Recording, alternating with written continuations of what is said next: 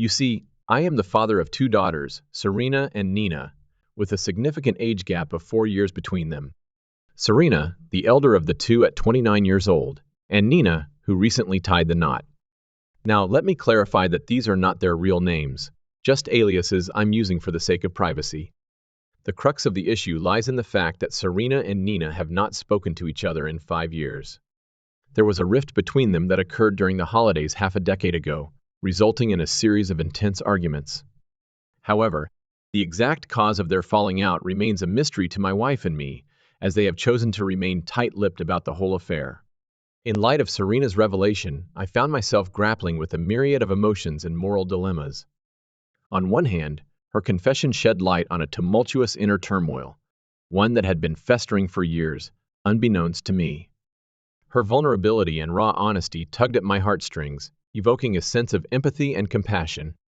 Yet, the gravity of her accusations against me, accusing me of favoritism and complicity in her perceived betrayal, weighed heavily on my conscience. Had I inadvertently played a role in exacerbating the rift between my daughters? Had my actions, or lack thereof, inadvertently fueled Serena's sense of betrayal and resentment? Navigating the delicate balance between parental concern and respect for autonomy proved to be an arduous task. While I yearned to assuage Serena's pain and rectify any perceived injustices, I hesitated to overstep boundaries and infringe upon my daughter's autonomy. After all, their relationships, fraught as they may be, were theirs to navigate, and I grappled with the notion of intervening in matters of the heart. Furthermore, Serena's accusation of favoritism struck a chord, prompting a moment of introspection and self-reflection. Had I unknowingly harbored biases in my interactions with my daughters, inadvertently perpetuating discord and resentment?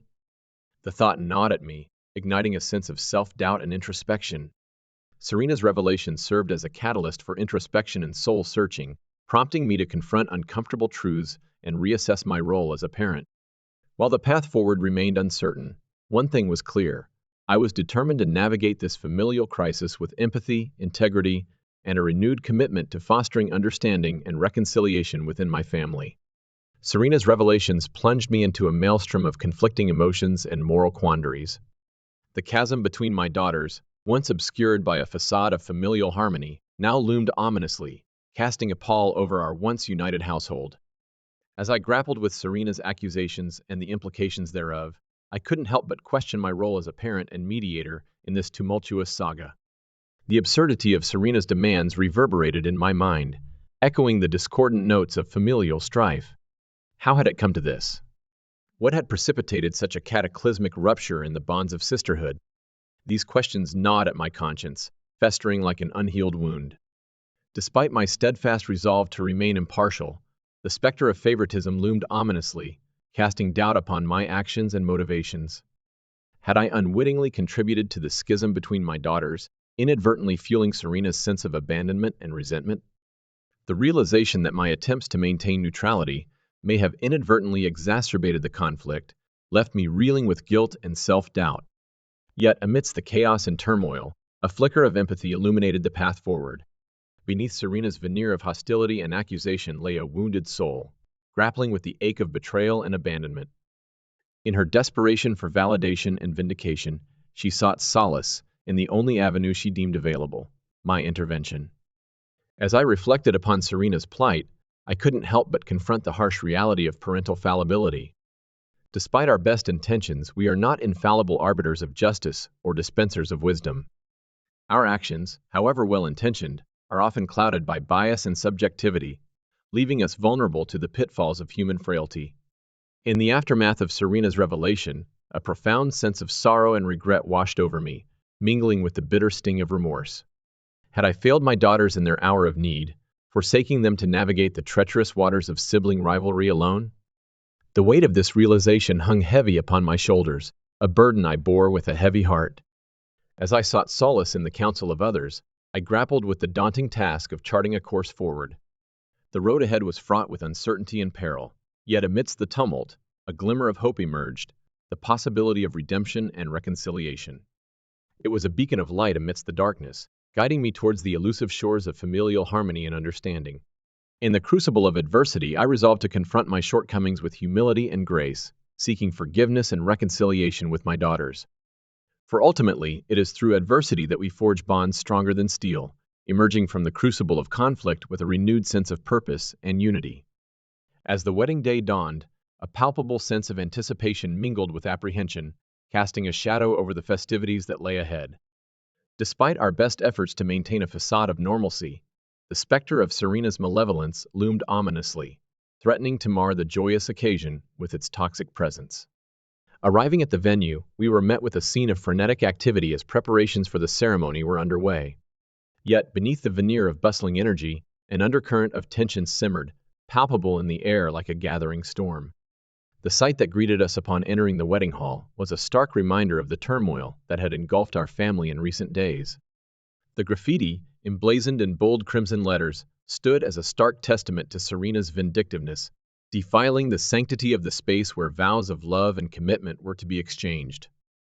In that moment, as I beheld the desecrated walls, a surge of indignation coursed through me, mingling with a profound sense of helplessness. How had it come to this? How had our once united family been torn asunder by petty grievances and misplaced jealousy? Despite the chaos unfolding around us, my wife and I resolved to take decisive action to mitigate the damage wrought by Serena's malicious intent. With steely determination, we rallied the assistance of the venue staff, mobilizing them to conceal the graffiti with a makeshift screen, shielding Nina from the ugliness that threatened to mar her special day. In the midst of our frenzied efforts, a glimmer of hope emerged, born from the selfless acts of kindness and solidarity that bound us together as a family. As we stood united in our resolve to safeguard Nina's happiness, I felt a renewed sense of purpose, buoyed by the knowledge that, despite the trials we faced, our familial bonds remained unbreakable. As the wedding ceremony unfolded, shrouded in the soft glow of candlelight and the gentle strains of music, I found solace in the knowledge that, despite the darkness that threatened to engulf us, love and resilience would prevail. In the embrace of my loved ones, I found strength, drawing comfort from the unwavering support that surrounded me, a beacon of light amidst the encroaching shadows of uncertainty. As the vows were exchanged and the newlyweds embarked on their journey together, I reflected upon the tumultuous events that had led us to this moment. Though the road ahead remained uncertain, I took solace in the knowledge that together, we would weather the storms that lay ahead, emerging stronger and more resilient than before. Our arrival at the venue ahead of schedule afforded us an unexpected glimpse into the preparations underway. While the exterior boasted meticulous decorations in anticipation of the impending ceremony, our elation was abruptly quashed upon encountering the glaring graffiti adorning the stage's backdrop. In bold crimson hues, the words "Boyfriend Stealer" served as a stark contrast to the festive ambience, instilling a sense of dismay and disbelief. The pungent odor of fresh metallic spray paint lingered in the air, serving as an ominous reminder of the vandals' recent presence. Instantly, I surmised that this act bore the unmistakable imprint of Serena's handiwork, a revelation that left me both disconcerted and disheartened. Though my initial inclination was to summon the authorities and pursue the perpetrator, my wife's wise counsel prevailed.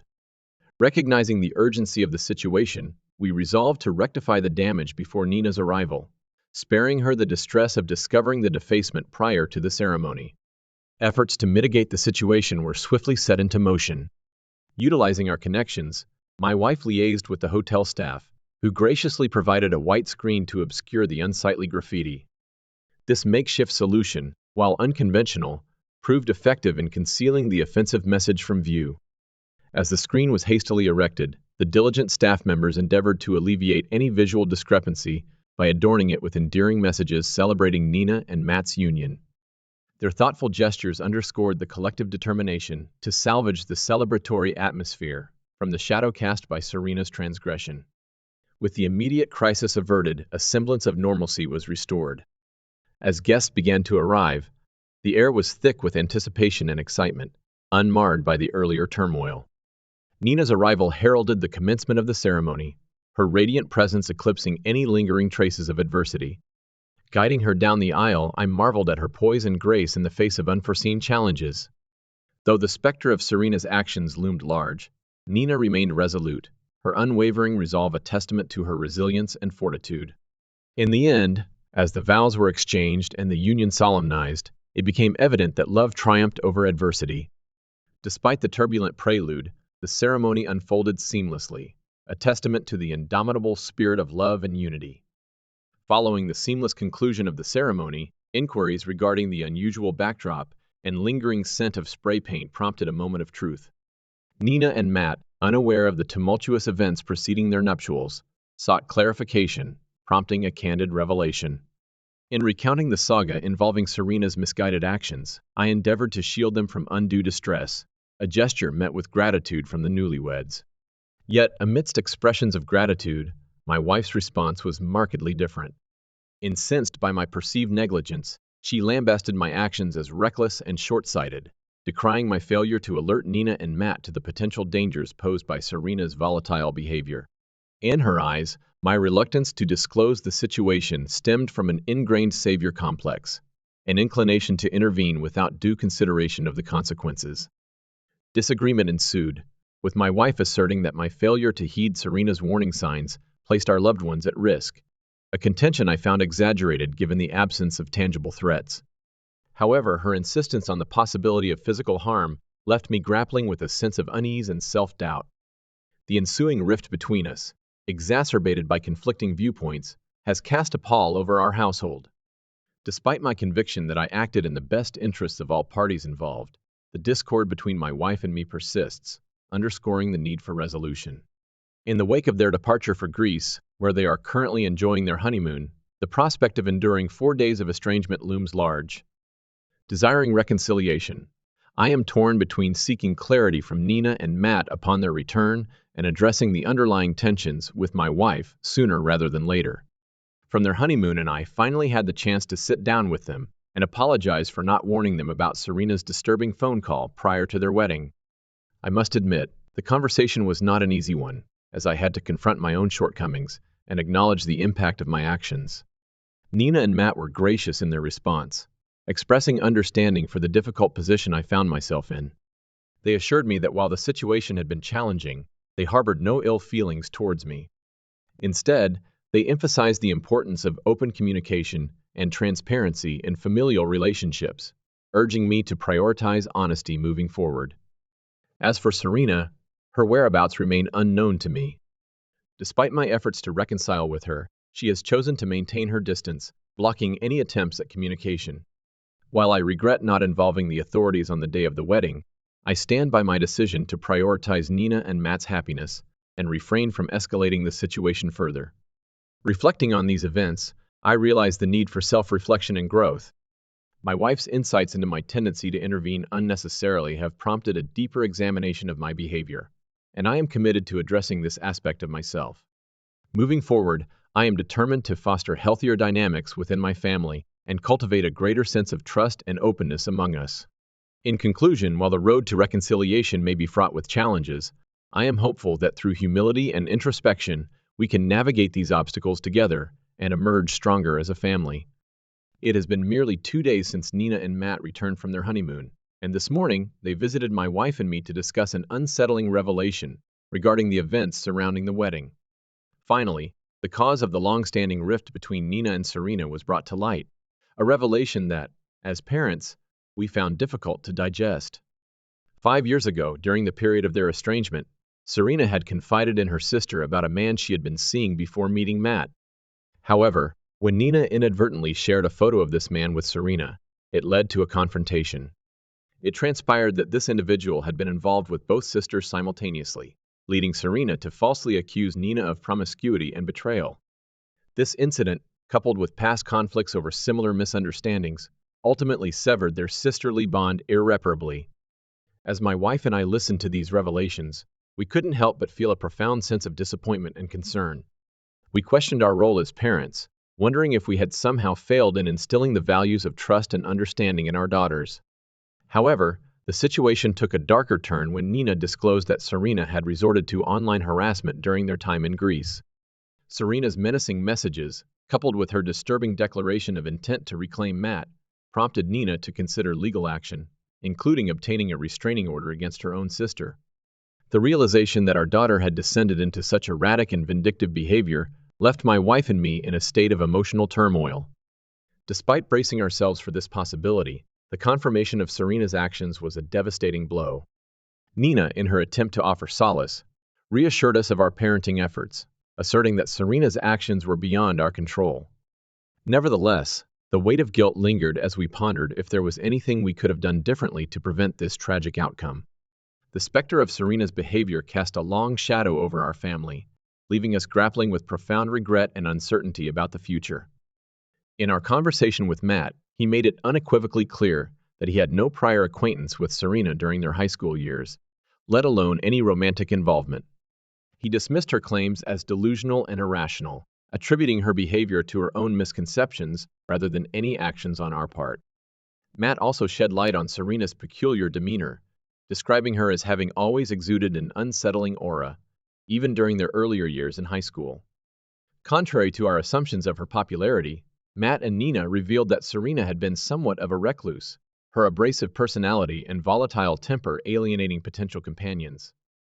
Despite hosting elaborate birthday gatherings, which we naively assumed reflected a vibrant social life, it became apparent that Serena's guests were predominantly enticed by the allure of free alcohol rather than genuine camaraderie.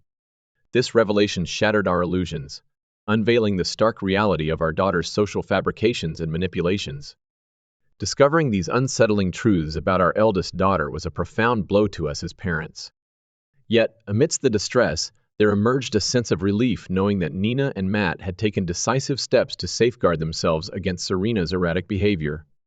Their decision to pursue a restraining order offered reassurance that they would be shielded from her menacing presence. In a subsequent update, I expressed gratitude for the outpouring of support received and announced that this would likely be my final update on the matter. With the issuance of the restraining order, Nina and Matt could finally attain a semblance of peace, free from Serena's intrusive and threatening conduct. Despite the distressing ordeal, the paramount concern remains the safety and well-being of our children. Serena's malevolent intentions, coupled with her erratic behavior during legal proceedings, underscored the gravity of her actions. The restitution she was mandated to provide for the damages incurred at the wedding venue served as a tangible consequence of her misconduct. In light of her reprehensible conduct, we made the decision to disinherit her completely, revising our will to exclude her from any entitlements or inheritances. The only exception to this exclusion is a sentimental diamond bracelet bequeathed by my late mother, a decision we upheld out of respect for her wishes. Having retired from our prosperous business ventures, our estate holds substantial value, a testament to years of diligent work and prudent financial management. While initially considering splitting the company's shares between our daughters, the recent events have led us to reconsider, leaning towards entrusting them to Matt and Nina instead.